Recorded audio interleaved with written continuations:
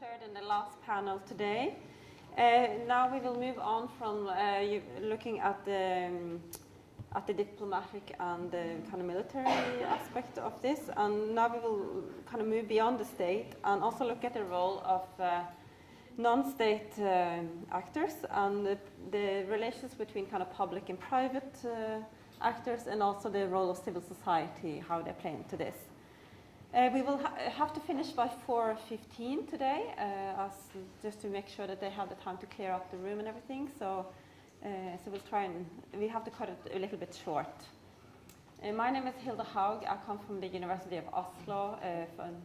I'm a postdoctoral fellow in Balkan area studies, and I had to step in on a short notice for my colleague who could not unfortunately be here today, Karsten Friis. So I think we'll just move on from then. So the first presenter we have today is Jelle Leunis, who's a PhD student at the Free University of Brussels. And he's done a PhD fellowship from the Research Foundation of Flanders. And as his paper will also show today, his main research topic is on the democratic control of private and military security companies.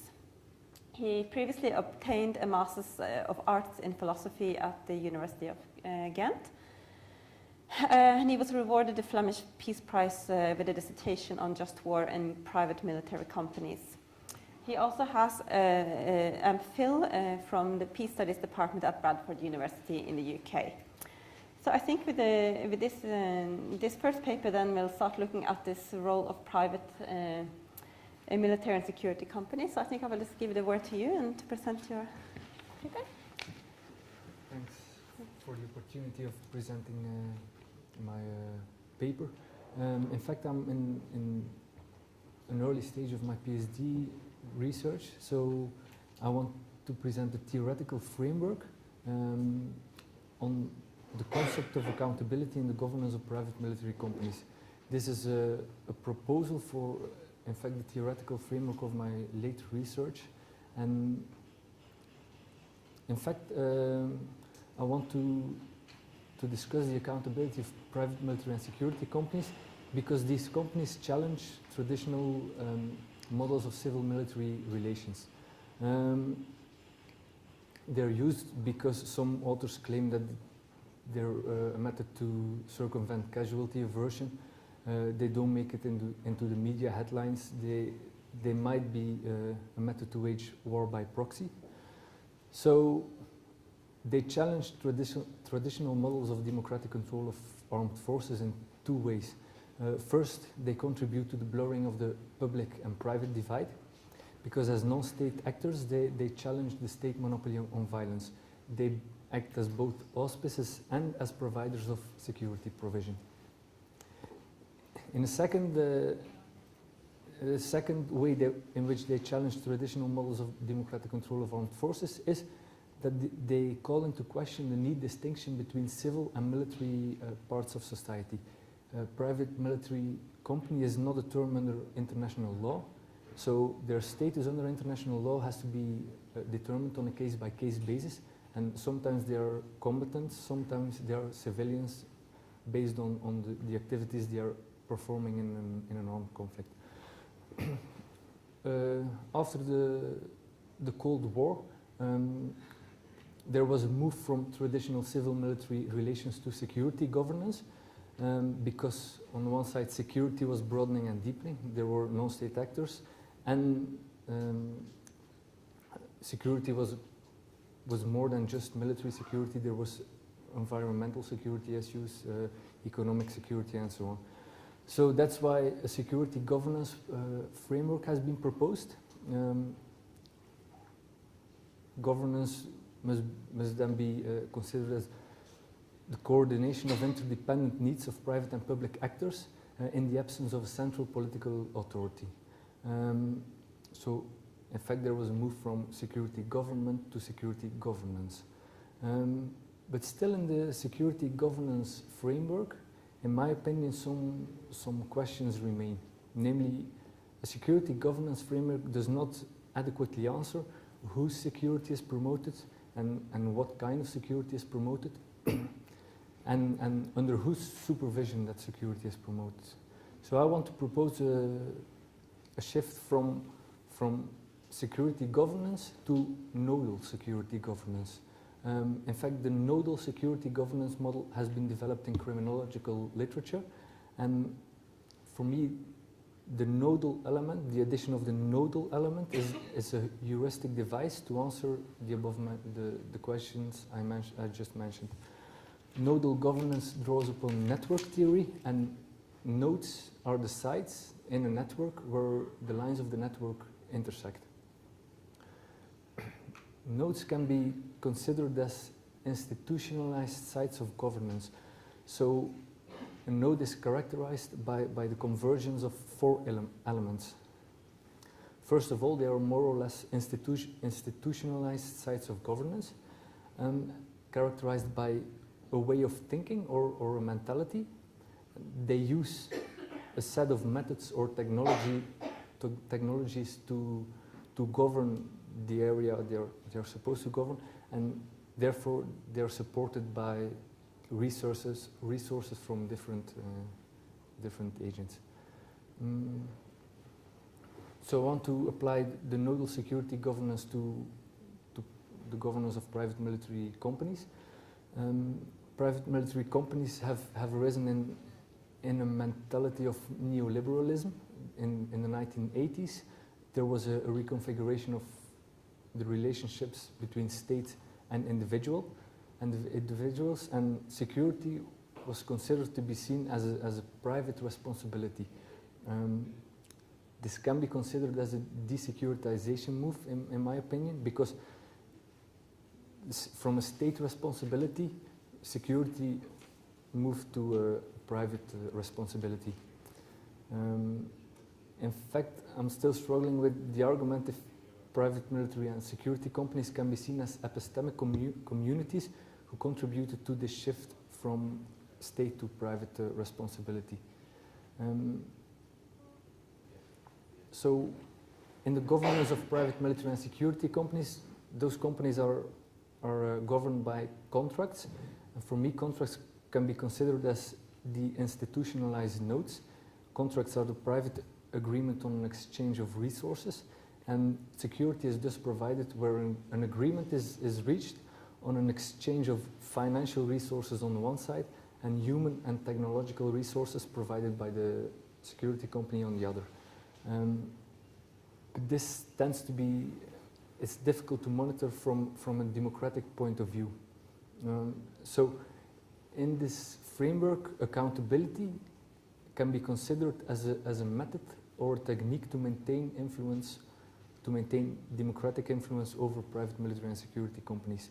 Accountability is a social relationship between an actor and a forum, and an account is given through concrete practices. For accountability to be democratic, so to ensure democratic control of private military and security companies, the ultimate account is to be given to Parliament as the ultimate principle. Policymaking in a parliamentary democracy can be seen as a chain of delegation from the citizens to government and all sorts of governmental agencies. So to ensure democratic oversight, a reverse chain of accountability should mirror the chain of delegation. I have tried to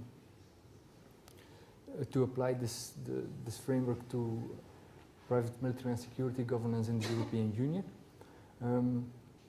As a case study, we can conclude that currently no comprehensively integrated framework on private military and security companies exists, so they are governed on a case-by-case basis. Either they offer their services inside European borders or they offer their services outside these borders. Inside the borders, they're basically governed by the freedoms of establishment and of service provision, because there is no sector-specific regulation, because the Commission thought there was no major market malfunctioning. This means that the private security companies are considered as a normal economic sector, and the Court of Justice of the European Union has made this opinion clear in its case law. So the implications for national regulation of private military companies is that national regulation cannot hinder those basic freedoms. If a private military security company offers a service in one member state, another member state cannot require extra administrative authorizations or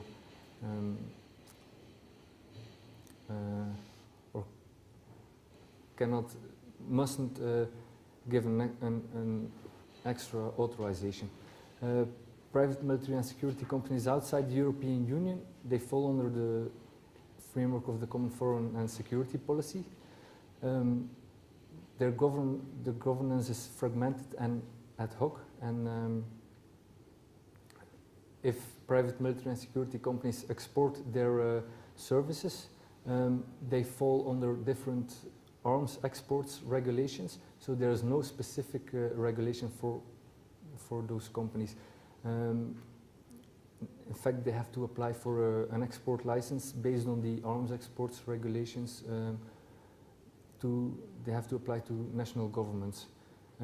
So there might be a potential competition between member states to issue these licenses, and the role of national parliaments in this license system is limited because they are informed by the executive. The executive, in fact, issues those licenses, and national parliaments are informed on a basis determined by the executive.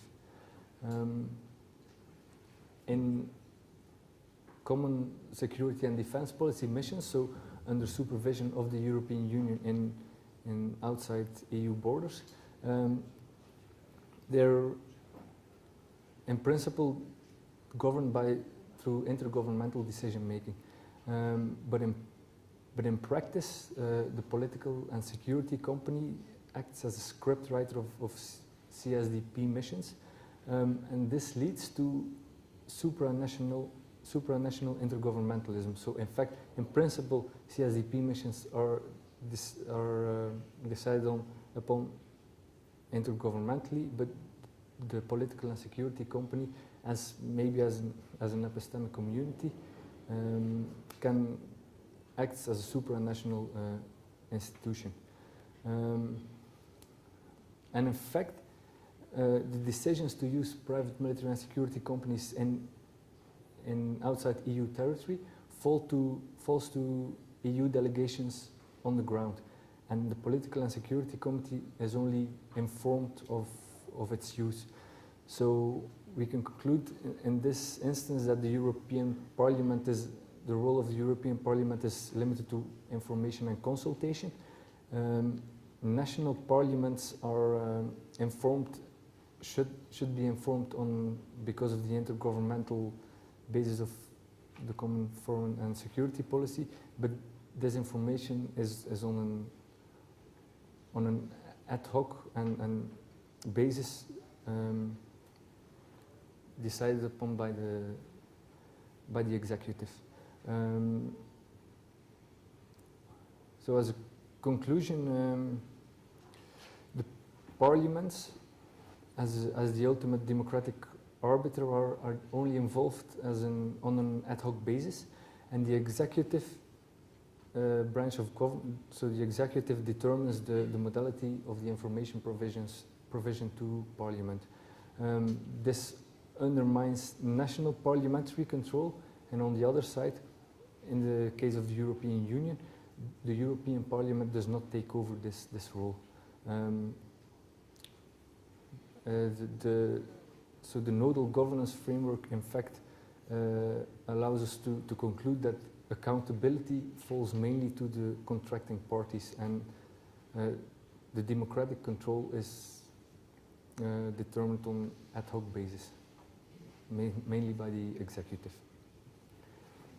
Thanks. Okay, thanks very much. Yeah, so we move on now from looking at this the contracting kind of aspect of this, and to look at also to more empirical this research on the relations between civil society and policing in a comparative study between Northern Ireland and Bosnia. So our next speaker is Branka Mariana, who is a PhD candidate in global governance at the Belgrade School of International Affairs at the Wilfrid Laurier University in Canada. And Branka, she's working on a dissertation that concentrates on peace-building initiatives and local citizenship practices in Bosnia and Northern Ireland. And she spent also some time, I think, as I understood, in Northern Ireland, in North Belfast, doing some of her fieldwork. And her broader research interests are focused on, more generally, on peace building, security, citizenship, and civil society in post-conflict countries. So I think I will just leave the word to you and to present your paper. Sure, sounds good. So basically, today we've talked a lot about different kinds of actors. And we've mentioned to a certain extent civilian actors and the need for civil society to be better aware of the types of security changes and reforms that are occurring. But we haven't touched on the group that I'm going to talk to you about today, which is the civil society sector as such. The literature also is in agreement with a lot of what has been said today, that civil society has the potential to both monitor the reforms, but also ensure that there are more reforms by providing oversight mechanisms and sort of providing the next steps in terms of the reforms. So I came to this research sort of asking, well, to what extent is this true in the cases of Bosnia and Northern Ireland? The rationale for the case selection is that, well, Northern Ireland became an example of at least a qualified success for many subsequent police reforms. And indeed, Christopher Patton, who was one of the main sort of drafters of a document called the Patton Report, in terms of reforming policing in Northern Ireland, that sort of was seen, this is the sort of the way to do police reform. But let me give you sort of two examples from my field research, which I think will illustrate the types of issues that emerge when you sort of start suggesting that civil society becomes involved in policing in the security sector in general. And both examples are from Northern Ireland, because there's so many Balkan specialists, so it's always safer to start further away. But I was in Londonderry doing a research interview, and my interviewee stopped and said, I have to take this phone call because there has been a death threat.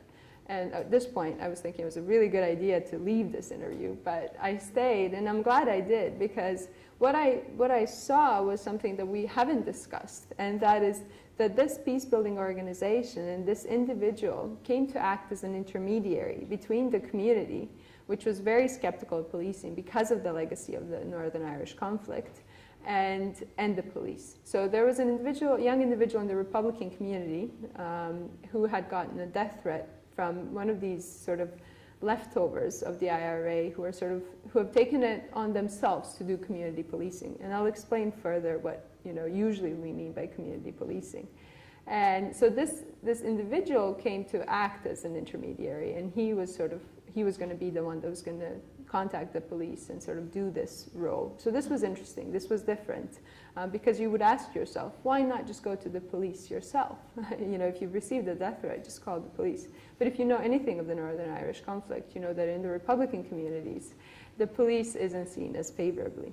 So the other example, which I think is equally fascinating, and I found myself surrounded by individuals who are members of the former paramilitary organizations. And there's sort of a sentiment of, they haven't gone away, right? Even though the IRA has disarmed and all of this has happened, these kinds of groups still play a significant role in the oversight of their communities.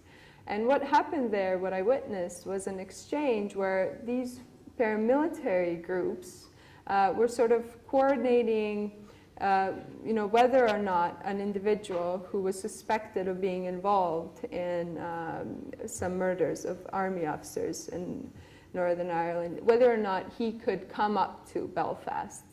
And this was interesting because, this is what the police should be doing, right? This isn't something that you want the paramilitary guys to be deciding amongst themselves.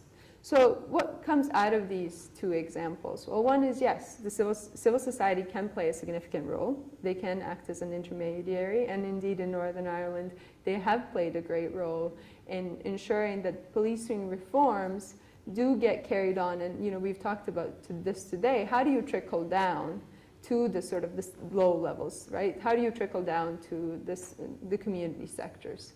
And this is one way to do it, is through civil society organizations which educate, which sort of promote policing in community forums and do all of these different types of things. But the other example, I think, is a clear example, illustrates how this kind of civil society involvement is not necessarily always positive, and how it can in fact undermine sort of the reforms and undermine the legitimacy of the policing service that you think that civil society would actually in fact support. So I think those two examples are important, because what you really want civil society to do in policing reforms is to provide the street level legitimacy, which it often lacks. So in the case of Northern Ireland, the police legitimacy isn't there in the Republican communities, because something like 92% of the police service, as it was known, the Royal Ulster Constabulary in Northern Ireland, up until the signing of the Good Friday Agreement in 1998, was Protestant, right? So it wasn't seen as representative of the community. So of course you had to reform that. But reforms don't, we talked a lot about technical reforms, and what policing reform is really good at doing is technical aspects, training, sort of trying to ensure more representation. And this is in fact what they did in Northern Ireland. This is where they've been really successful to a certain extent, because in 2011, this sort of positive kind of discrimination to recruit more Catholics into the police service ended. And that ended with, some 30% of the police service of Northern Ireland now being actually Catholic. But it's still very difficult to recruit and also to keep Catholic police officers. Because particularly of these sentiments and these mentalities and these legacies of the conflict. And a lot of what people will remark upon in Northern Ireland, of people of older generations, is that they don't understand where the negative image of the police comes from. Because it can't come amongst youth in Republican areas. Because they were too young to actually remember the RUC. So this has to be coming from the older generations, right? This has to be coming from the parents. Because these younger generations have now grown up with the PSNI, which is certainly, you can call it a qualified success in terms of reforms. Bosnia is, of course, as always, more complicated. Because the issue in Bosnia is that not only do you have to have such structural reforms, and you have to, of course, have the philosophy, you have to have philosophical reforms, because community policing and this kind of involvement of civil society is something that is relatively new to the Balkans in general, because of our history and because of the previous political system, but it also because of the conflict that occurred. So, the police, after the conflict in Bosnia, something like 70% of the police were sort of estimated to have engaged in human rights violations of citizens.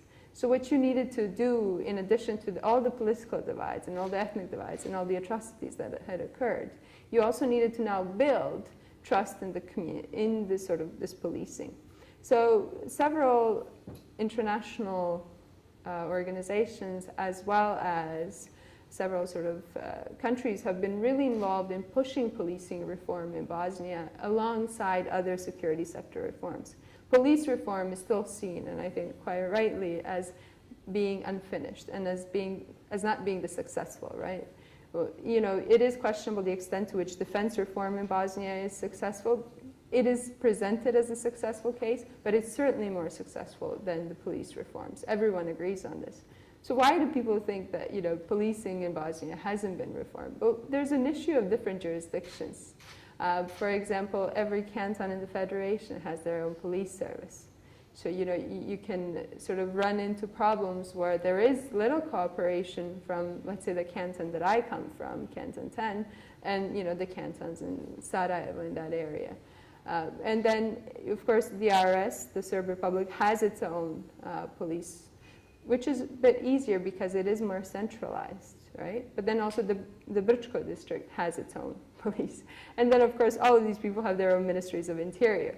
So the reforms were carried out to ensure that there would be some, state-level oversight, that, there would be kind of police for the whole, and, both the entity and the Serb Republic, as well as the Brčko district. And this, to some extent, does exist. But the question in Bosnia really is the extent to which you can have, sort of these kind of new novel approaches to policing, such as community policing, which have been pushed forward. And civil society organizations are very few and far between in Bosnia that work on security sector issues. And one of the gentlemen is actually here today who actually does this. And he's one of the very few. There are very few organizations that understand the extent of the security reforms that have occurred, that can do the monitoring and that can do the oversight. So the sort of thicker kind of involvement of civil society, which is pushed for, is simply not visible in Bosnia.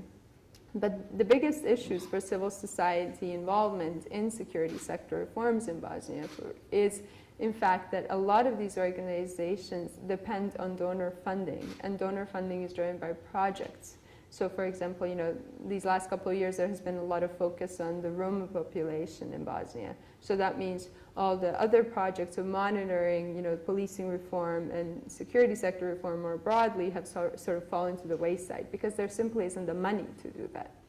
So these kinds of now new approaches of trying to build sort of a sense of community policing, where the community really does feel comfortable coming in contact with the police, are being pushed forward.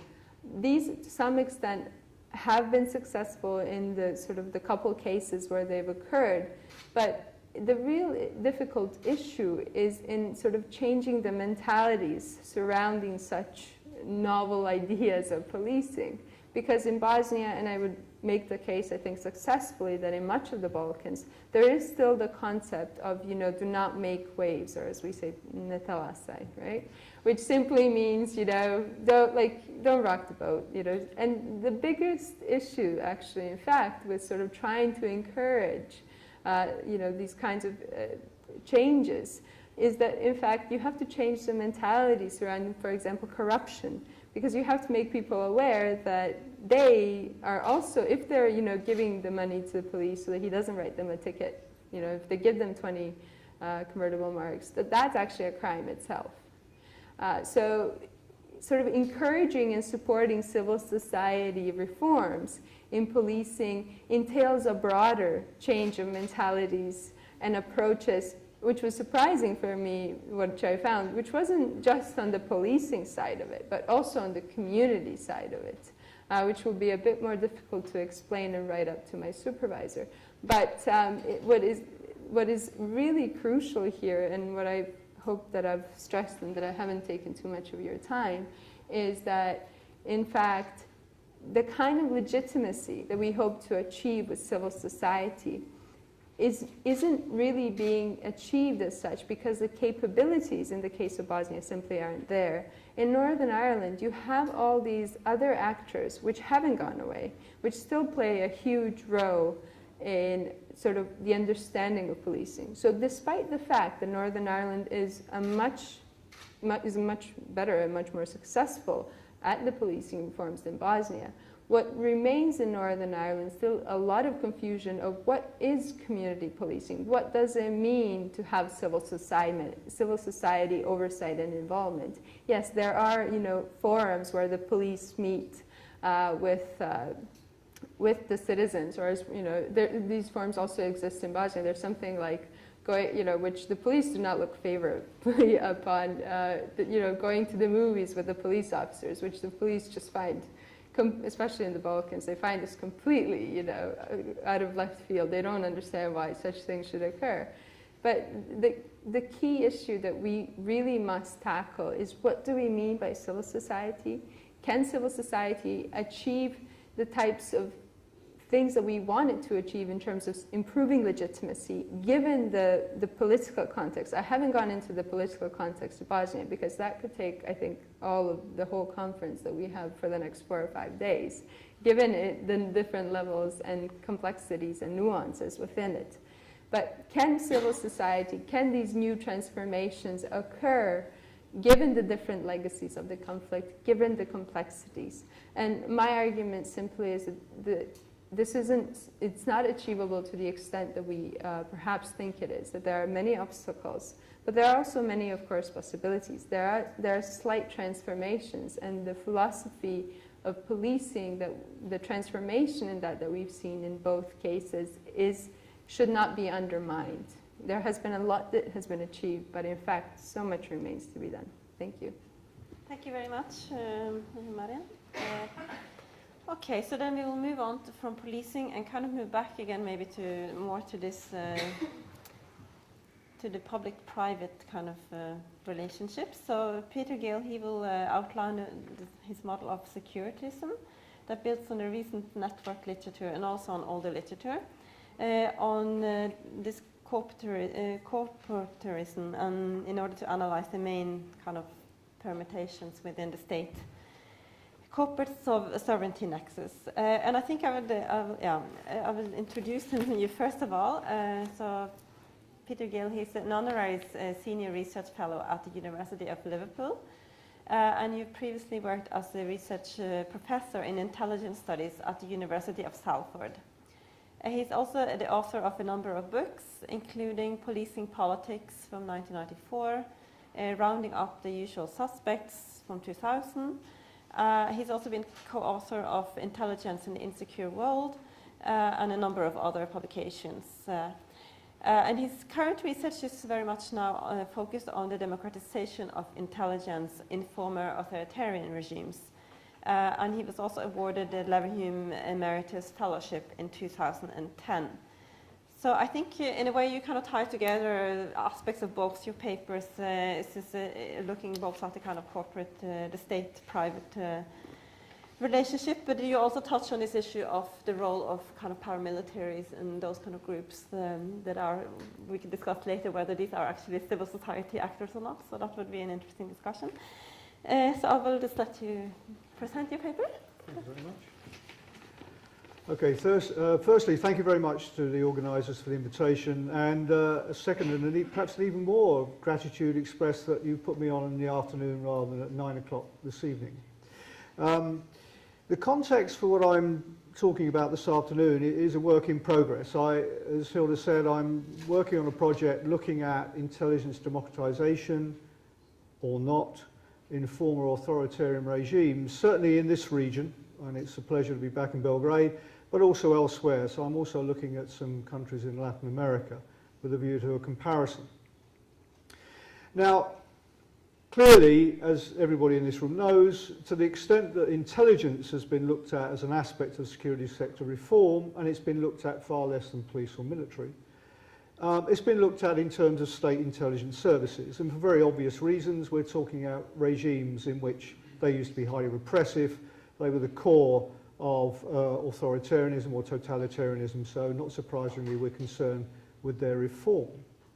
But I am concerned also, partly building on actually what coincidentally Jelle and Branka have said, firstly with the development, as Jelle pointed out, since the Cold War of the private security sector on the one hand, and secondly, and perhaps slightly more, perhaps controversially in some cases, the existence of what we might describe as parastates. There are different words used to describe this phenomenon, which Mike Warner has defined as groups who use violence to control people, resources, or territory. And we're talking about paramilitaries, national liberation movements, militias, criminal organisations, a range of what in some cases might be considered aspects of civil society, and in other cases aspects of uncivil society.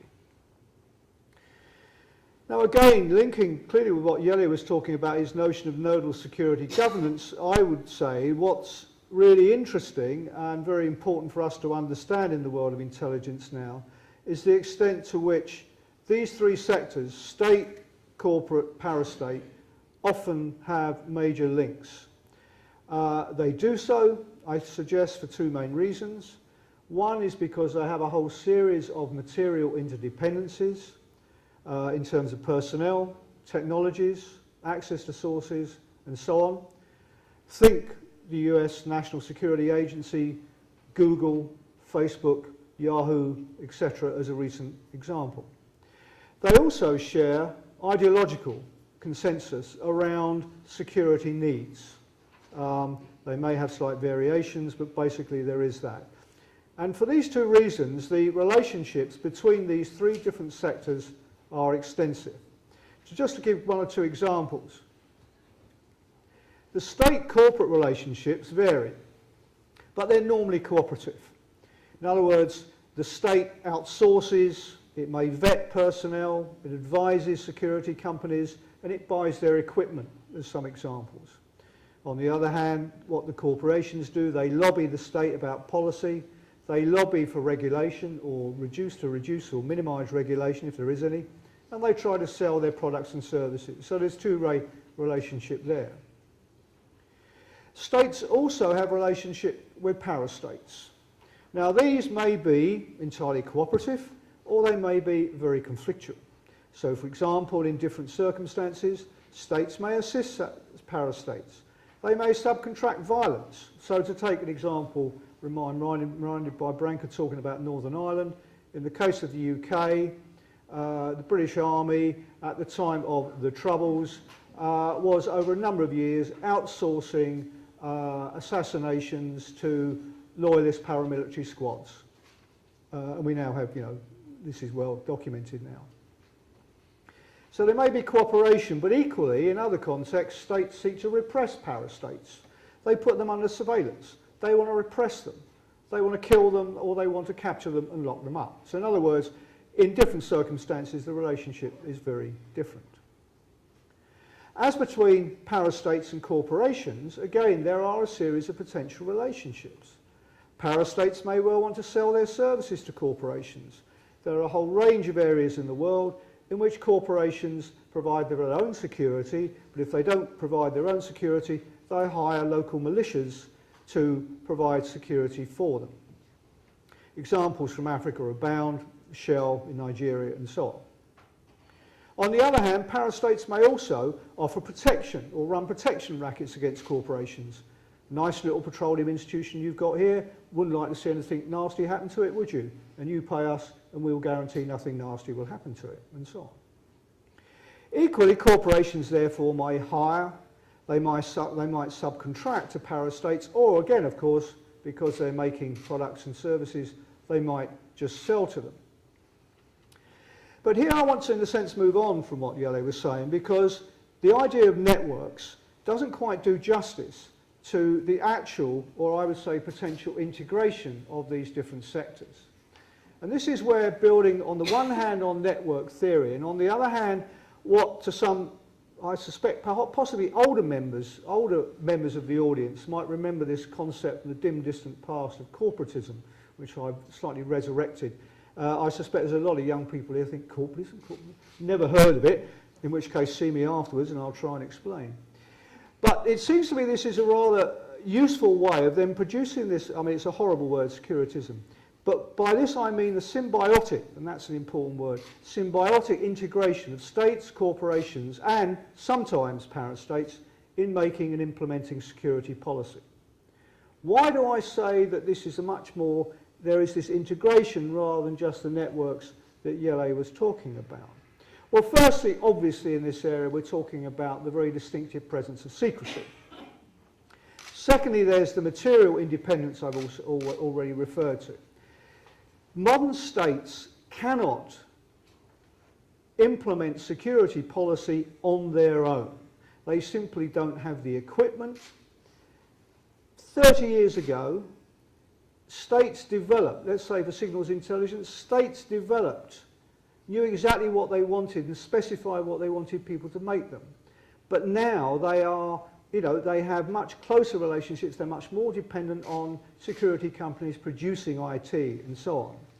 Many states post-Cold War can't afford to use people for intelligence purposes or coercive purposes. They hire private security companies and so on. Then, as I say, there is the ideological consensus as well. But in some cases, of course, parastates carry out very important functions which come close to what we describe as security governance. Parastates in some areas, some geographical areas, and historically in some areas within this region, clearly, perhaps less true now, but perhaps not entirely untrue, carry out security functions, extraction functions, they tax people, they regulate their behaviour, and again, I can't go back to Branka's example, I mean, this is exactly what she was talking about, with the so-called real IRA and its continuing community policing, which is a form of regulating and punishing the local community. It's a parastate. So it's the integration of this which is clearly highly problematic for us of us concerned with the possibilities for democratic control. Earlier today I heard someone mention, I think possibly Jelle mentioned, within security sector we're familiar with Weber's good old idea about the definition of the state in terms of its monopoly of legitimate coercion. And this is very crucial, and it's an important part of this whole debate about the extent to which private security companies do infringe on that monopoly or not. But think about this in terms of intelligence. There is no intelligence monopoly. No state has the capacity or the will to suppress non-state intelligence. Think about companies. All companies gather intelligence in terms of them, what used to be called market intelligence is now often called competitive or business intelligence. All companies do that, whether they're security companies or not.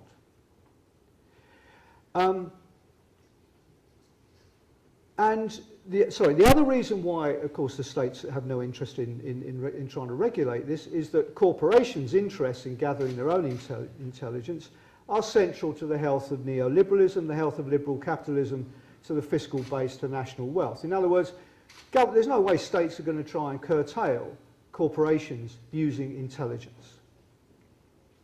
Secondly, when it comes to parastates, again, this is more contingent on the circumstances.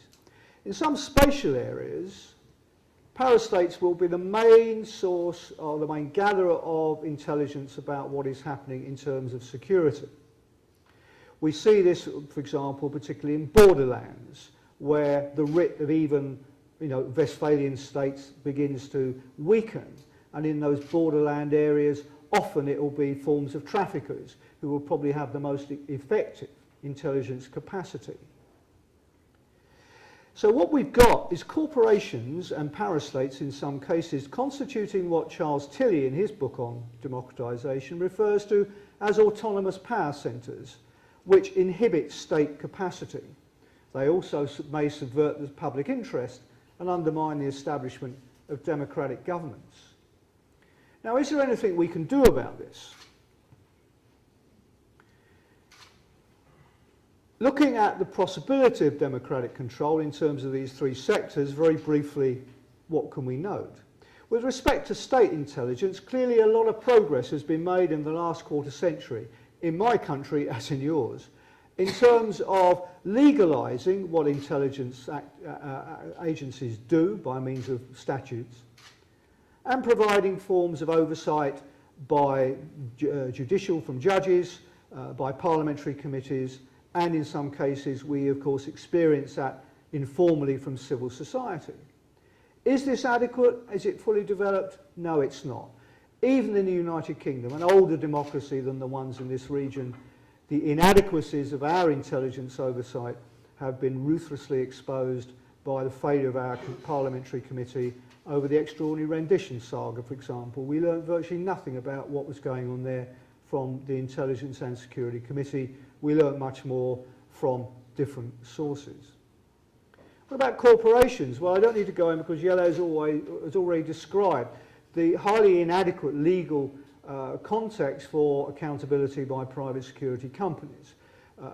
Some people argue that things like the potential for reputational damage provides some potential check on the activity of corporations, and if we look at the various name changes that Blackwater, then Z, and then whatever they then went through in an attempt to kind of rescue their reputation from the gutter, may give some evidence for that. But the numbers of these corporations and the closeness of their relationship with states mean that I think this check is clearly not adequate. Now, it might seem wholly bizarre to even talk about notions of democratic control when it comes to parastates. How can there be democratic control? But clearly, I think something we have to note here, and this is something, I don't know, you may want to follow this up in question, but this is something I've been alerted to by some work I did a few years ago with an anthropologist. And since when I've read some more contributions on the security issue by anthropologists, and they give us a very different view, which I think is very interesting, that we have to take on board the notion of competing legitimacies. We are used to the notion of developing Westphalian states and Weber and legitimacy and authority and all that sort of thing. But where does this come from? Does it only come from elections? Well, in many areas, no, it doesn't. It comes for a variety of other reasons. It may become through clan loyalties, tribal loyalties, and other forms. And these competing legitimacies do mean that in some areas the state is challenged, and it's not necessarily a wholly undesirable thing. It may be crude. There won't be much obedience to the European Convention on Human Rights, but in some areas that's the way it is, and we disturb that, I think, at our peril. We might seek accommodation with certain parastates, or we may seek to incorporate aspects of parastates. So there are examples where, of course, post-authoritarian regimes, very interestingly, former intelligence officers of insurgent groups have been incorporated into state intelligence agencies. South Africa is the best example of that. Okay, in conclusion, clearly there are major problems with the state governance or the governance of state intelligence. We know there are residues of authoritarianism. It's fragmented, it gets outsourced and decentralised. It's very hard to control and oversee. But, and here's, I think, the rub, only states can secure the resources and provide for some reasoned debate and protect a notion of the general public interest. And therefore, it's necessary to develop state capacity, including to regulate private companies, to suppress highly uncivil parastates, and simultaneously to enhance our oversight of the state. In other words, there is perhaps an apparent paradox here of our need to increase state capacity, I'm arguing, while increasing our oversight of its activities. But this is actually the core of democratic control of intelligence, and that's what we need to seek. Thank you. Okay, so then we move on to our last paper for this afternoon. And this is given by Ida Orzechowska, who is the PhD candidate at the Institute of Political Science at the University of Wrocław in Poland, where she's aiming to obtain a degree in political science and sociology. And she will now move the focus a little bit back to the Western Balkans and to this kind of eastern region. And she has her main research interests also relate, as for the others, to international security, but more specifically to the Western Balkans and to conflict studies. So currently, as I understand, you're also a research fellow at the Center for the Study of Balkans at the Goldsmith University of London, where you are developing part of your dissertation in correlation with some of your advisors there. And you're looking at the correlation between power, relations, and stability in the Western Balkan region. And if I understand right, you also worked quite a lot with the region before as an independent researcher, so you have good knowledge of this area, and you've published quite also a number of papers in different journals here. So I think again, you're also looking at this public-private partnerships, and so you're kind of seeking to fill that kind of gap in the scholarship, looking at what their role is in the both the Balkans and also in Central European countries. So I will just give the word to you. Thank you, Jelle. And just before I start, I would like to thank the organizers for establishing already a tradition in Belgrade of the academic event and the BSF. So I can see Sonia here. If I saw Philip somewhere in the back, I can see Isidora. So thank you a lot, and all the best for the future of the BSF.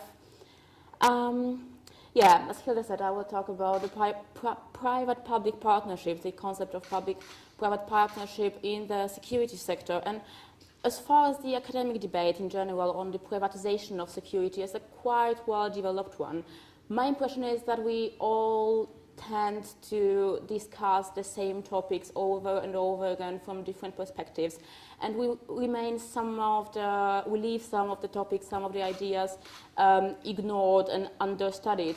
And the PPP concept, so the private-public partnership concept in security sector, remains one of the most understudied ideas in modern security studies. Therefore, I would like to make several points on the development of PPP in security sector in Central and Eastern and Southeastern European countries.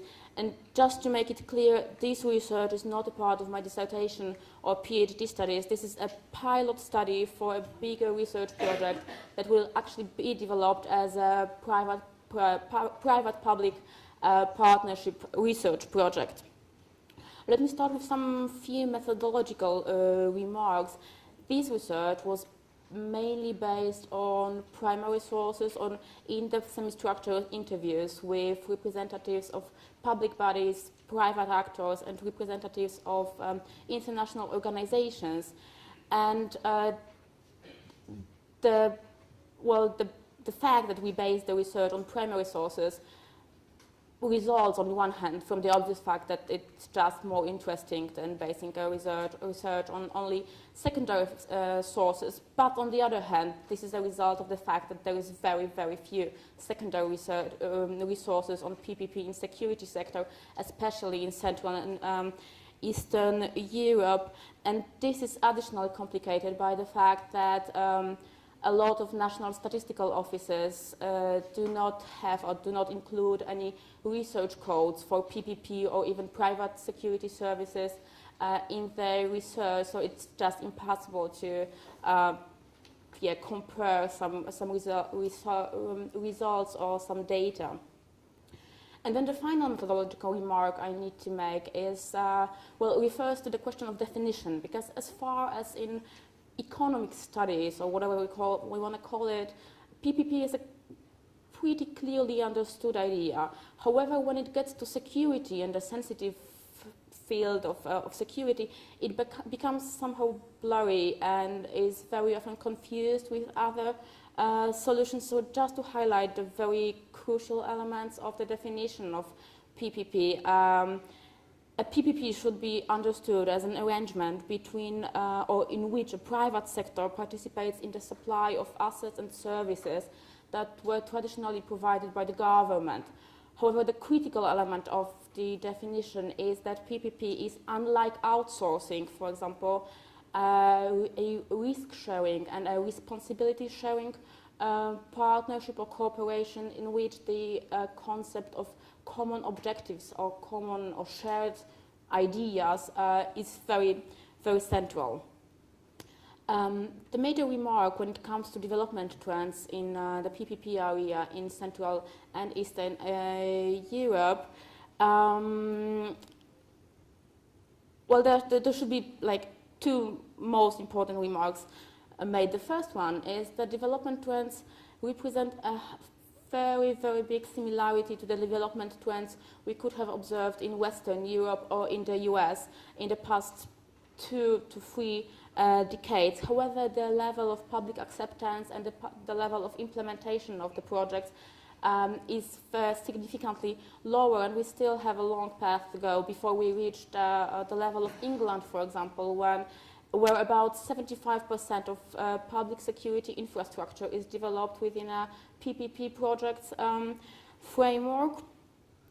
And the second remark we should make when it comes to development trends is the fact that as the development of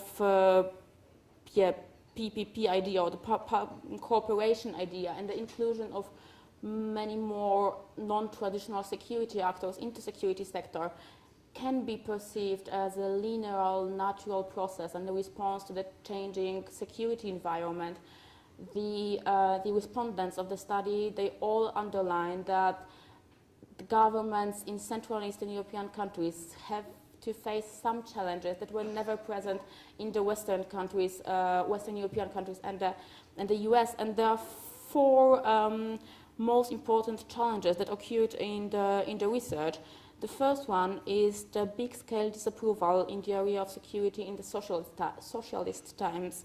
The second one are the challenges related to the financial and conditionality mechanisms of the EU. The third one is the low skills of civil servants in general in the area of investments. And the final one is the highly politicized process of privatization that the countries have experienced. The traditional way of thinking about actors involved in PPP assumes that there are two parties of the partnership, the private one and the public one, which is quite obvious. However, the research, the interviews shows that since the financial crisis of 2008, the attention has been significantly shifted to another party, the third partner in the partnership, which is the financial sector. And the financial sector became crucial not only because it does provide the credit and does gives the money so that it makes the project possible to be implemented, but it does perform a continuous supervision over the project, and the supervision continues over decades or whatever the project, the contract, how long does it take, and well, yeah, full stop. Of course, these are the private actors that are the most controversial ones when it comes to PPP, and especially when it comes to PPP in security sector. The contradiction between the security interest and the economic interest is usually referred to as the main argument against implementing PPP solutions into security sector. However, the respondents we talked to tend to underline that there is a new business model emerging, or at least a need for a new business model that, well, in which the idea of shared responsibility for regional stability, for homeland stability, becomes kind of central. And the new business model is basically a result of two major reasons or factors. The first one is the very easy question that the businessmen or the entrepreneurs ask themselves, mainly, what will happen to my business if a school, if the shop, if the infrastructure will not be rebuilt or reconstructed or reopened after an earthquake or a hurricane? I will simply not make any money anymore, so I need to kind of involve in the responsible behavior. And the second factor is the growing expectation of the customers who expect the businessmen or the entrepreneurs to behave socially responsibly. When we have a look at the security sectors, as Buzan understands them, for example, we can see that actually none of the security sectors seems to be anyhow dominant when it comes to implementation of the PPP projects, with a slightly more open approach in the environmental sector, which is quite obvious because of the fact that the traditional security mechanisms kind of do not apply for the environmental sector. The research shows, though, that there are some fields or kind of security activities where the PPP projects can be implemented very successfully, or are even required to be implemented in order to achieve the goals assumed. And 4 of them seem to be like very dominant. The first one is surveillance, where the private-public cooperation refers mainly to the governmental access to data provided by customers to private actors. The second one is critical infrastructure in Europe, where most of the critical infrastructure sites are privately owned in the region. The third one is fight against cybercrime, and the fourth one is research itself. The risks, challenges, and the obstacles related to the private-public partnership or cooperation can be basically categorized into three main groups: the political one, the legal ones, and the macroeconomic ones. And as it comes to the political ones,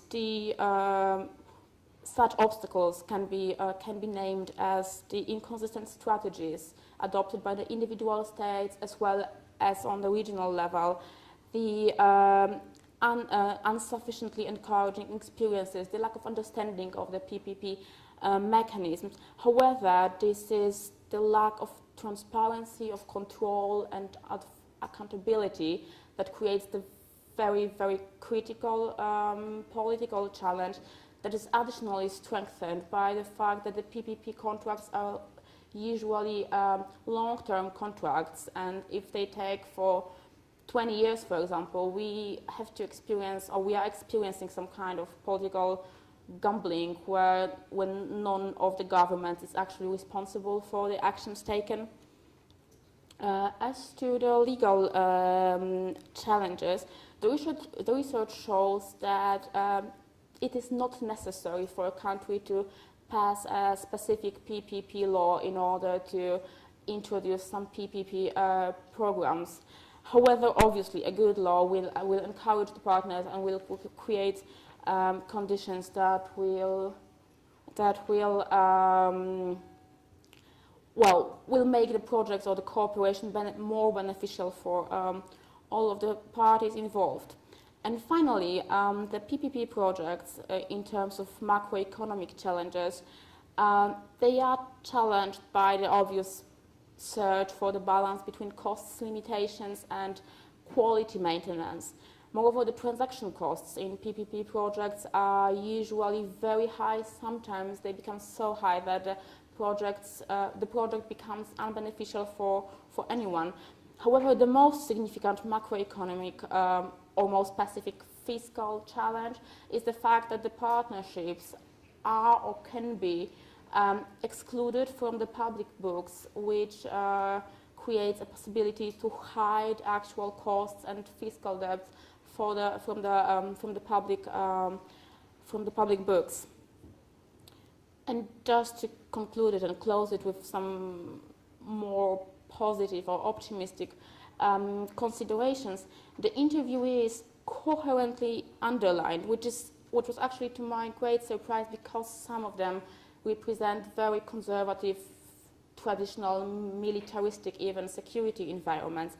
But still, they all underline that an open and a well-developed cooperation between the public actors and the private actors is actually the only way to effectively manage the modern security environment. And the changing and the widening security model requires involvement of new actors and requires a new management model that can be cost-effective, can be time-effective, can guarantee easy and cheap access to expertise, and finally can result in share of good practices in such fields as, for example, green responsibility or gender equality.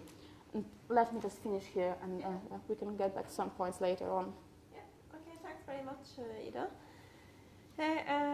And thanks for all of you just sticking to the time, especially since we have quite a short discussion at this point. I will open the floor quite quickly. I'll just make a few remarks just before we do so. It seems like at least all of you have touched on this relation thing in between the private and the public relations within security relations. And some of you, especially I think Peter and Branka, you also brought into attention the role of civil society. And I think you brought up an interesting question about this difference between civil and non-civil society actors, and also the question of who do we consider to be the civil society, and what kind of positive, negative roles do they play? I think at least, most of you, Jelle, Ida, and Peter, at least you all touch on this role of the private security agencies, and the relations again between the private-public sphere and democratic accountability, and also the question of how much impact do the private players have in this field. I think especially Jelle, you touched on this aspect, and I think some of you also talked about this economic, financial aspect of things.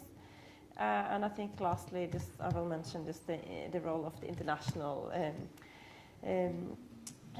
kind of international community, and I think especially Branka and Jelle, you both brought up this issue in different ways in your papers about the role. I mean, I was thinking about the difference between the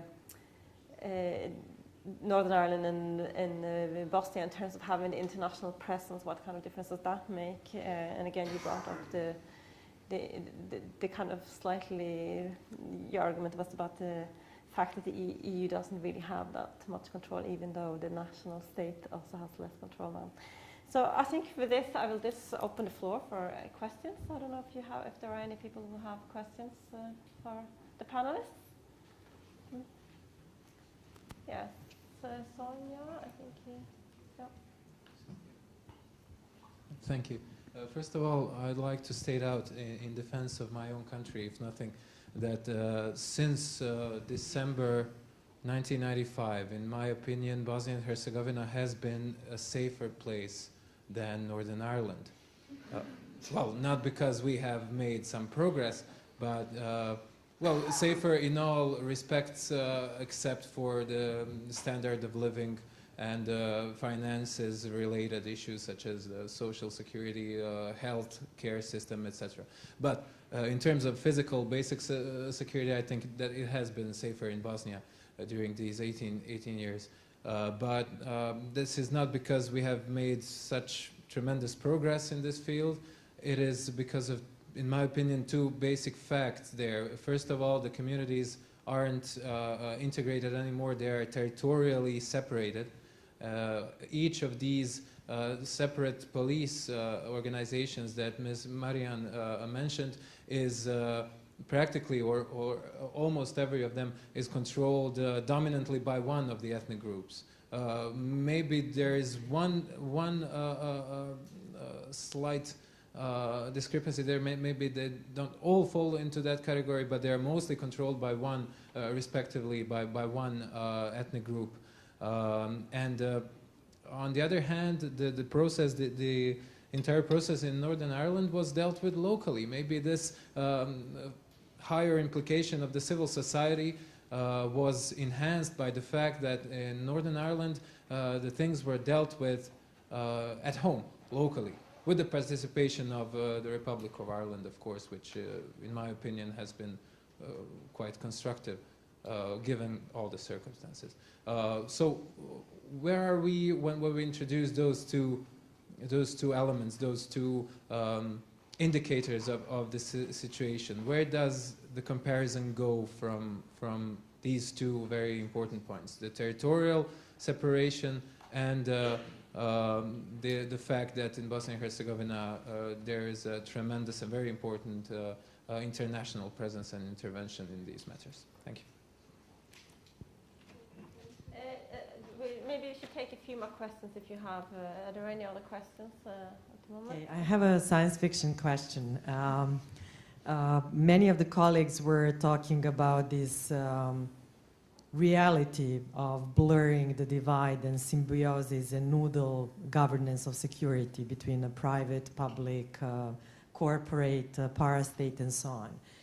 But one thing you had in common was this demand for reconstruction of state, as it deals with the topic of the Belgrade Security Forum, in its role as the main accountability actor.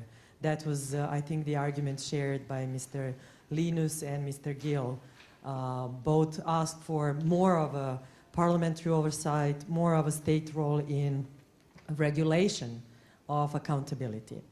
And if we forget that I stand for an organization that defends the accountability of security sector and is in general agreeing with your point, just science fiction question.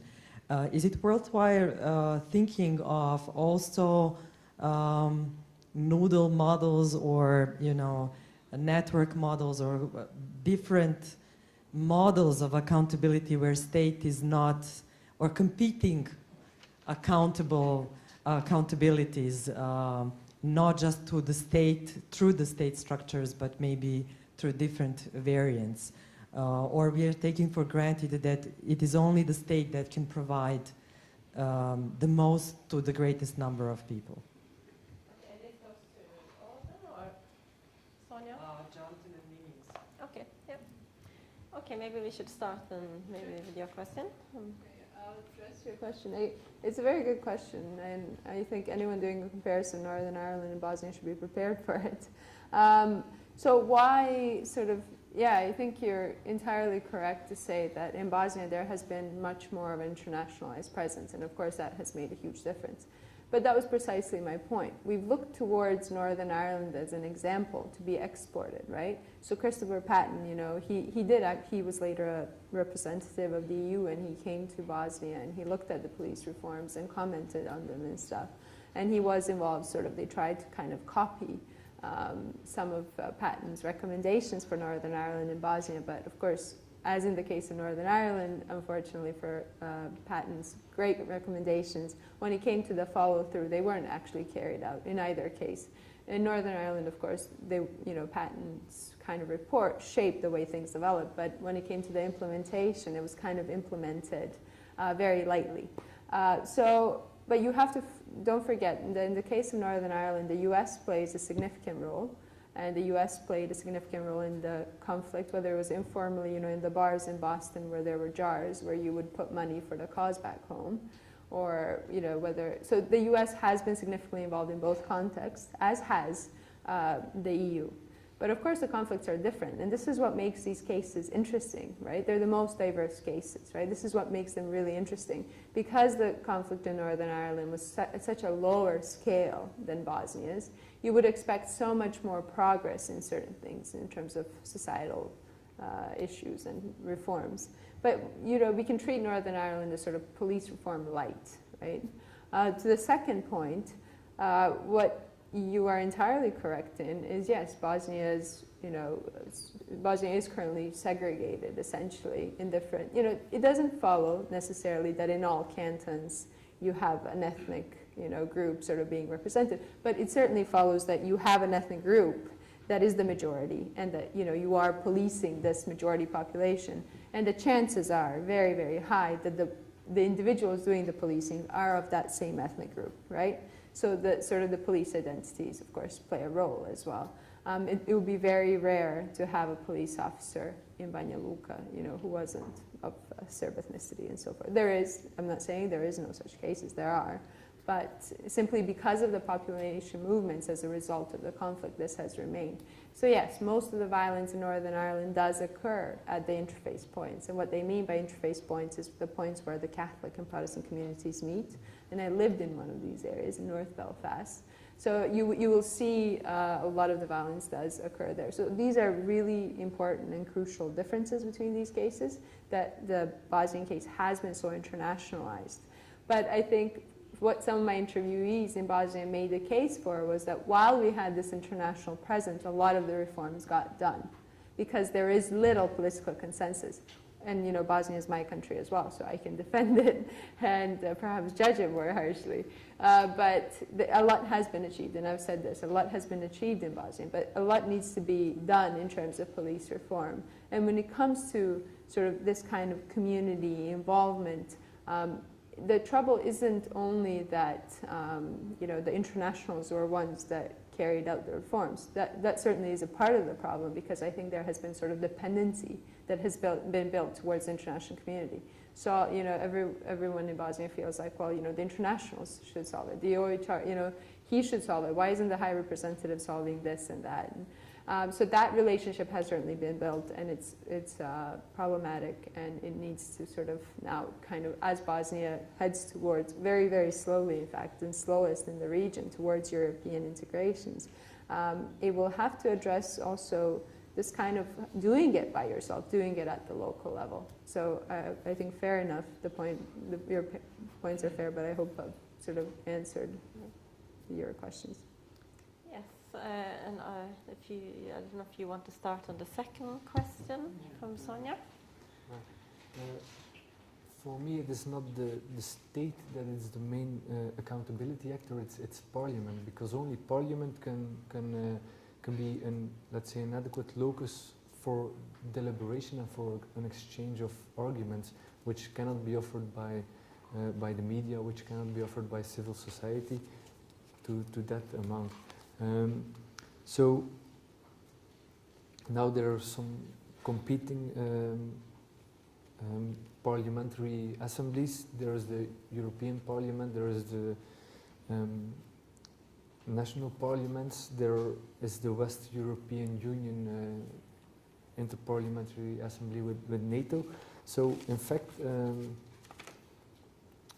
for me, another option would be not to consider the state as the main accountability actor, but strengthening parliaments at the appropriate level, not, let's say, at state level, but at European Union level or at NATO level, strengthening those parliaments and strengthening the cooperation between the two, between different levels. The problem is that now, for the moment, only national parliaments can offer the adequate locus for deliberation, because the European Parliament is still, European elections are still, let's say, second order elections. NATO Parliamentary Assembly, nobody, I won't say nobody cares, but yeah. So. Okay, we have another 3 to 4 minutes, so if you want to just answer this, somebody else wanted to also answer this question from Sonia, and then I think we're going to have to leave it at that, I'm afraid. You had one question as well, yeah? Yeah. Sorry, which one? Yeah, I thought that maybe if you wanted to also answer Sonia first. Sorry, just on Sonia's point. Is it only, you asked, is it only states that can act in the public interest? I mean, my argument was partly, well, in one sense it is. It's the only collectively appointed or elected body that can act in the broader public interest, compared with the other two groups I was talking about, corporations who have a private interest, parastates who have also private and sometimes territorial interests. However, having said that, I would then want to strongly emphasise that if the two areas I know anything about, intelligence on the one hand, policing on the other, can we rely on state institutional forms of oversight? No, we can't. I mean, they frequently lack true independence, they lack resources, they may lack political will. And the role of civil society institutions, both nationally, regionally and transnationally, can be absolutely crucial. I mean, for example, to take the one case I mentioned, the big controversy around the US policy of extraordinary rendition and the possible UK collusion therein. It was reports from, for example, the Council of Europe done by Dick Marty. It was the operation of lawyers and civil society organisations such as Reprieve in the UK, and people, authors like Stephen Gray, you know, independent researchers. And it was out of that kind of entirely informal network that we found out what was going on. If we'd relied on the formal mechanisms, we would have learned nothing. Okay, I think we can take one very, very quick question with a 1 minute answer from the gentleman down here, if you still wanted to. I don't, my question is short, so... Okay, so maybe you can take it with them afterwards then. Okay, thanks very much for attending, and thanks for the panelists for very interesting papers. Unfortunately, we didn't have much time for discussion, given that they have to prepare for this evening sessions and stuff, so I still hope that you got something positive out of this, and thanks very much for this whole academic part of the conference. So I think we will leave it with that, and thanks very much.